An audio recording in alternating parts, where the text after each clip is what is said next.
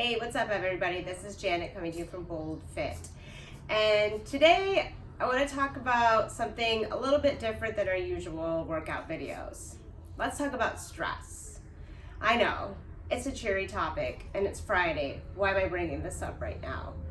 Well, I had a little bit of an epiphany over this past week as I was traveling to see my family in Miami for Rosh Hashanah.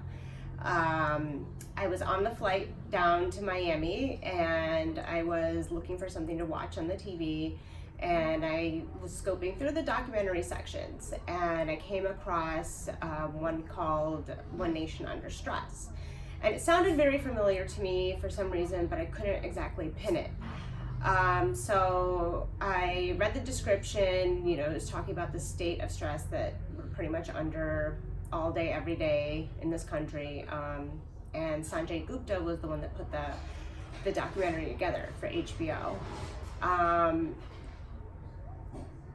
It really hit home pretty hard, and not necessarily for any specific case in there that I could directly relate to, but just the fact that you get to see all these different types of manifestations of the way people are dealing with stress, and obviously it's leading to poor health outcomes, which Sanjay Gupta notes in the documentary. I felt like, this is something that we know exists. We have accepted it to be just that way, but we don't talk about maybe enough of what it's actually doing to us.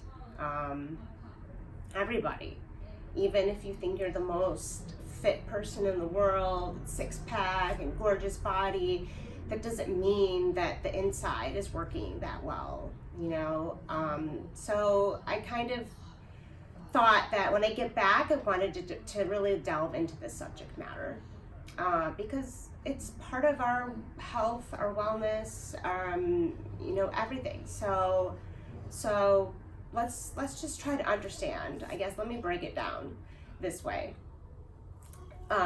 What is exactly stress?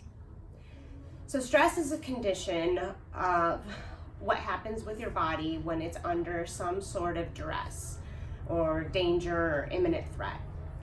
Your body goes into a stressful, mindset, which means that the body knows where to shut down certain functions that are not needed at that point, and to elevate other functions to be hyperactive to help you, in simple terms, fight or flight.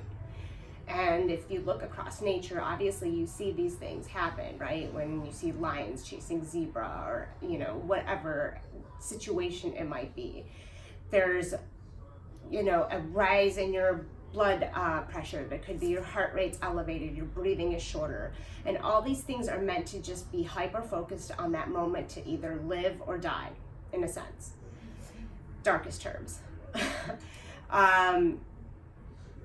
But the problem that we're seeing now is that that's only meant to happen in a short-term situation, and we, for large part, are under chronic stress, which is a very different condition, because your body never comes back to normal after that.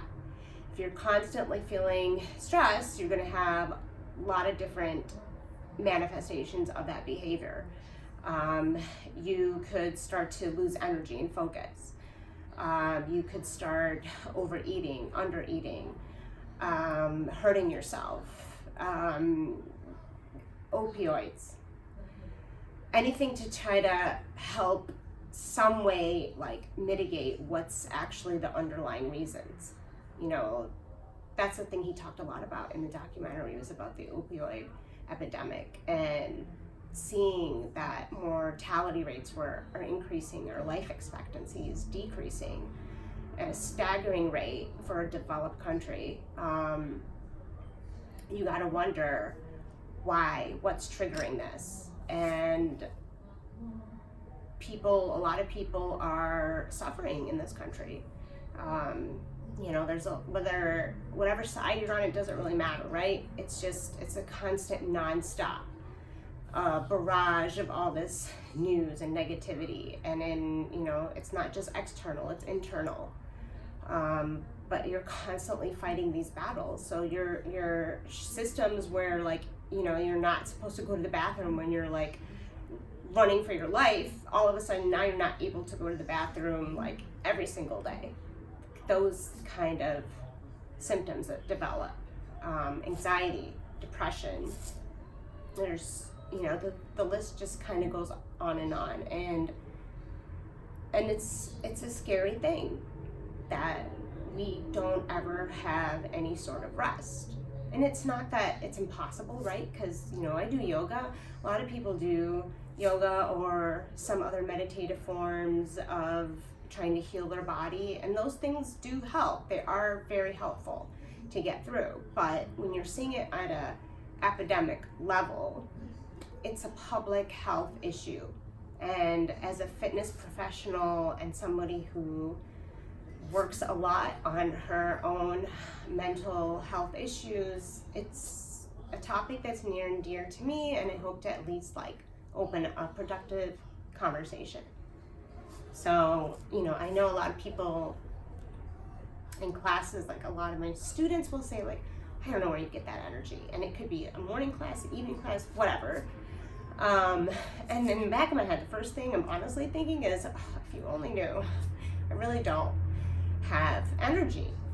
But something about getting into class or meeting with my clients fills me with like excitement. And for a moment, I disengage from everything else that's happening. And that's what I'm trying to do with my students. You know, be in the moment, forget about everything else. It's still gonna be there. But just for this moment, let's just take this time. And that's what's giving me the energy, you know, but it's not enough. It's not enough. I mean, there's other parts of my life that need to be better balanced. So I'm starting this little series here to talk about things personal or observations I'm seeing, studies, all of that. I'm going to leave the link to Sanjay Gupta's amazing documentary in the comment section, and I really hope that you, at least if you can, access it, give it a look. It's only about 60 minutes or so, and it's so worth just listening for a little while and absorbing the information, and giving more insight to real life things that are happening that are stressful that other people don't see. So a little bit more of a private view of what's happening in my family and my life, and how other people might be in similar situations, and it's good to just maybe connect. And with that, I want to say thank you for watching. Please subscribe to our channel. I hope you guys all find some time in your day, even if it's like a minute or two, to just stop and take a big deep breath, and maybe a few of those, and just let your body calm for a few seconds, and then go on your way. But find some time to do that in the very least. Good night.